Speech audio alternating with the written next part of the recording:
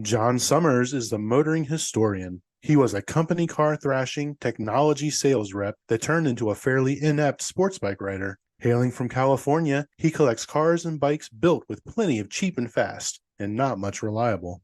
On his show, he gets together with various co hosts to talk about new and old cars, driving, motorbikes, motor racing, and motoring travel.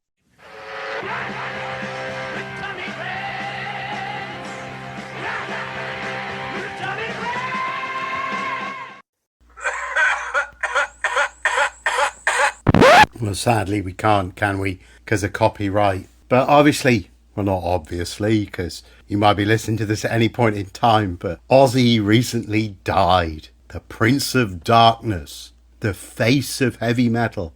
I can't believe the number of people who've paid tribute to him. I want to pay tribute to him because of the number of people who've paid tribute to him. Because when I liked heavy metal in the 80s, metal guys all thought he was a bit of a clown. He'd gone to LA and, was managed by that terrible woman, Sharon. And alright, Bark at the Moon was good and Over the Mountain was good, but metal didn't have the crossover appeal here that it did there. Just didn't get played on the radio because of the fuddy-duddy BBC, so people didn't like it. So what a bag of shite that was, basically. But that isn't why I started talking about this podcast. That isn't why I started recording this. No, sir. I recorded this because I wanted to lay down some ideas where my mind had run on from Ozzy. I never really got that into Sabbath. Club nights, people would play Paranoid, but I always found the early Sabbath stuff too slow. Remember, this was this period where I was enjoying Judas Priest and Dio and getting into Metallica and Slayer were the fastest and the most extreme thing that there was out there, really. I mean, sure, there was kind of Venom. You know what I mean? They always were kind of what they are now. It was a bit like, are these guys real or are these guys Spinal Tap? They're like midway in between, aren't they, Venom? I love you, Venom. And I get how you birthed black metal. That's a whole separate story, listeners, if you don't know that one, about how black metal was born out of Venom's black metal song, which was not really written very seriously, and they were more like a punk band who couldn't really play their instruments. And it's ironic that these Swedish black metalers who've developed the genre since have actually often been quite accomplished musicians. But I don't get black metal, so you won't get any of that on with me. But Sabbath, I first got into them when I had a cassette that had Sabbath Bloody Sabbath on it, and I listened to that cassette, which the other side was Hawkwind's Levitation, which are both great albums, and I love both of them to this day. And I feel like both of them, I could just go backwards and forwards in that blue Cortina Crusader that I had as a car for my work that summer. I was selling aerial photographs door to door in the Worcestershire countryside. Isn't that so old-fashioned? People thought it was a novelty to be able to look at their houses from a plane, and if you persuaded them convincingly enough, they'd part with money at the doorstep for a framed photo. The clothes involved stepping into the door and framing the photo in people's, living rooms or hallways on a Sunday afternoon or Monday afternoon or whenever they were home. Really, looking back, an interesting job in many ways. But in my Cortina, I listened to Sabbath a lot and I fell in love with Sabbath. So I was listening to Sabbath when this particular incident took place, which was that my blue Ford Cortina, we were living in Malvern at the time, and I was on my way to a location. I remember I was pulling out of a T-junction and I pulled out to the left rather. As I got into my carriageway and took second, the shifter just came off in my hand. Like literally, it was like waving around in my hand.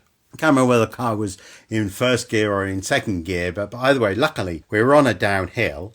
So I just dipped the clutch and rolled down the hill and rolled to a standstill, as luck would have it, at a gas station and garage. You think that's the end of the story, but it's not. The point of the story is what happened next, which was that the garage man offered to repair the car. I had been perusing the yard, which, as so often with country garages, had cars that had been hit on the road, hanging out in them. Now, one car that was parked towards the back was a red Ford Capri 3-litre S. T Plater, if memory serves. That would make it a 78 or 79, but certainly right in that area. Now, it was red. Had it been black, probably this would have gone another way. Had it been white, probably this would have gone another way. But because it was red, when the garage man said to me, "Do you want to trade your Cortina on that Capri?" I can't remember what he said it needed, but he was like, that and some money, and you could walk out of here with the Capri and leave the Cortina with me. The Cortina wasn't a good car, by the way. I'll insert a picture of it. It was a tired example. Shamefully, I couldn't part with it, and my dad took it to an auction, and some gypsies paid £30 for it. So you can tell what kind of car it was. I mean, it was like that before I had it. That was the one where it had the carburetor was held together with a carpentry screw. So on the way home from purchasing it in Pontefract, it couldn't climb a hill because it couldn't open the second venturi on the carburetor. As I've observed before, I don't know why I didn't just go to a scrapyard and buy another carburetor. I mean, I could have taken it off as easy as. But that really goes to show, I mean, I'm not a great mechanic now, but it really goes to show what an absolutely hopeless mechanic I was. So I turned the guy down and said, no, I will not take that Capri 3-litre S with the wheels that I really like and that S stripe down the side, just like Bodie's silver car in the professionals, but red. Never did like red that much. I remember looking at the car and thinking to myself, I really want to do this, but I'm going to be too deeply in the hole financially. Because the job I was doing was a commission-only sales job. So obviously I wasn't going to earn any money that day because the shift lever had come off in my hand in Cortina. You couldn't spend too many days where you weren't selling anything. And you couldn't be desperate with the selling because then you definitely weren't going to sell anything. This is a complete aside. One day I went to a village, and in the village there was a Bugatti museum. Little did I know it was Shelsey Walsh.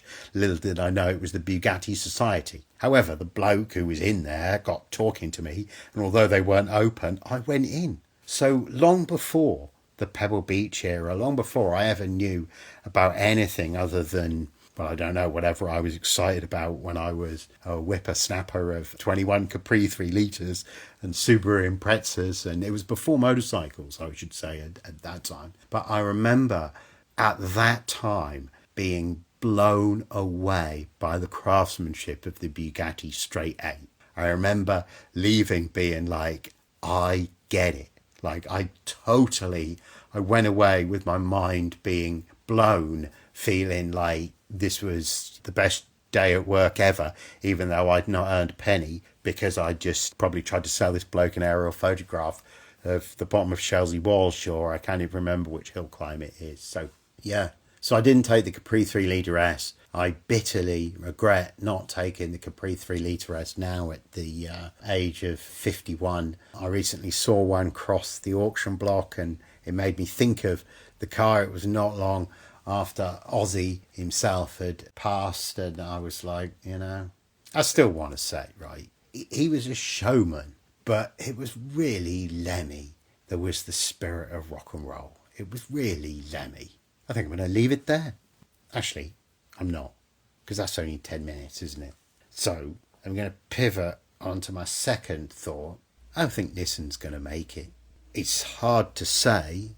I really can't see a world in which Nissan's going to make it. I think they are going to go the way that Austin Rover went, either quickly or slowly, but I just can't see a way of them surviving what's happening at the moment. Toyota have been very wise to spot this move to hybrid.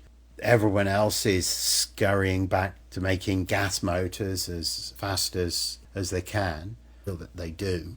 At Christmas time, I did that pod where I talked about how I'd been to Mexico and how in Mexico City it was like invasion of the Chinese car makers and motorcycle makers, and the motorcycle makers seemed particularly well established, and I didn't really dig into them too much, you may recall, but the car makers I looked at closely enough to realise that there were 4 makers, and each one of them had introduced a range of models, and largely it was Nissan and Volkswagen's lunch that was being eaten, because Mexico used to be Nissan Sentras, left, right and centre, all the taxi cabs used to be, and they weren't. I was shocked. So that made me think, gosh, Nissan, what's your strategy going to be going forwards? Just a word on that. Toyota are Japan's largest car maker, Honda a second. So much as in the way that you see GM being more conservative than Ford, Ford do the aluminium pickup truck, Ford do the turbo V6 pickup truck. The Ford truck offers better value. The Chevy is a more 5.3 small block, goes on for hundreds of thousands of miles, or at least the old ones did, so that's the reputation. These are the slightly different positioning between the two of them, and certainly in terms of driving dynamics, Hondas traditionally were always a little bit sharper to drive than Toyotas. Accords certainly of 20 years ago were a little bit better than Camrys, and Civics were definitely better than Corollas.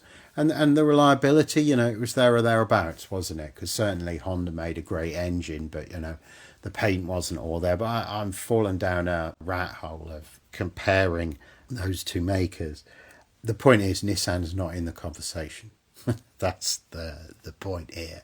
That once they were, and now they're not. And it's crazy because any collectible Japanese car event you go to, be my guest, tell me if I'm wrong, I reckon half the Japanese collectible cars are Nissans.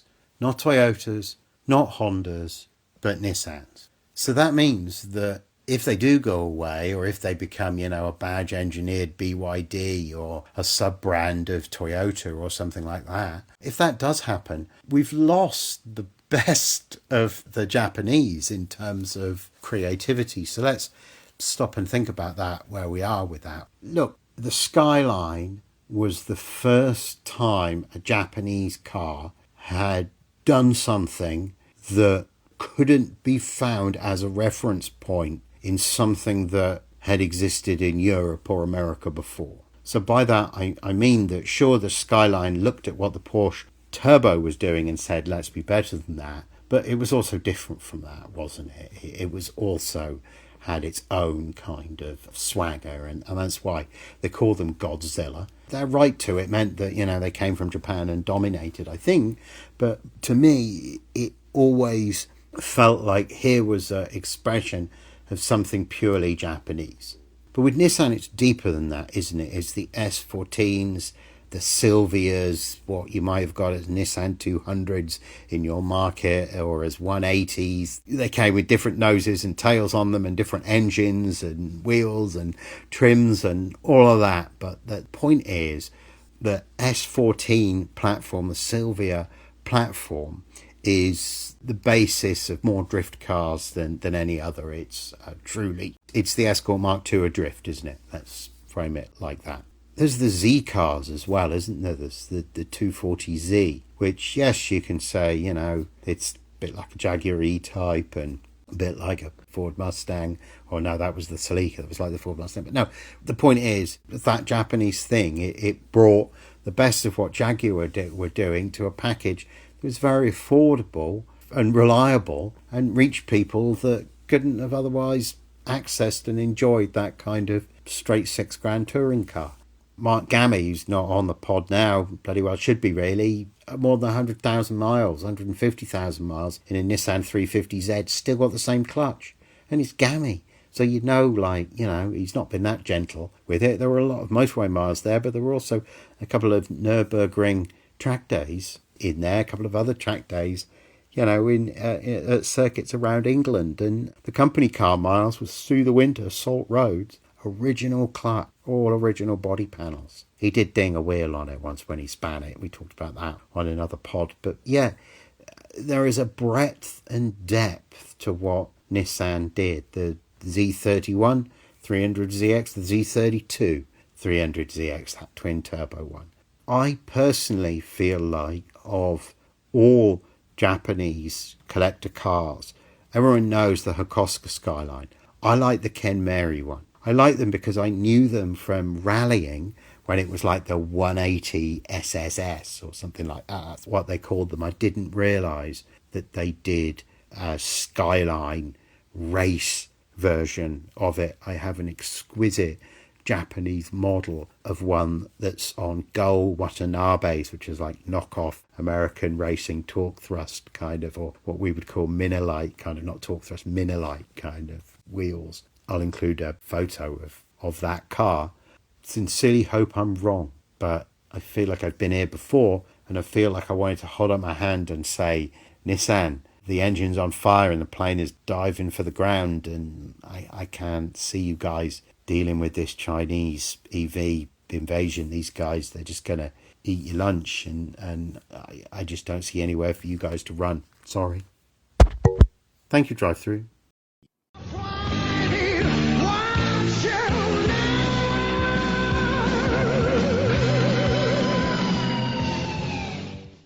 This episode has been brought to you by Grand Touring Motorsports as part of our Motoring Podcast Network. For more episodes like this, tune in each week for more exciting and educational content from organizations like the Exotic Car Marketplace, the Motoring Historian, Break Fix, and many others. If you'd like to support Grand Touring Motorsports and the Motoring Podcast Network, sign up for one of our many sponsorship tiers at www.patreon.com/GT Motorsports.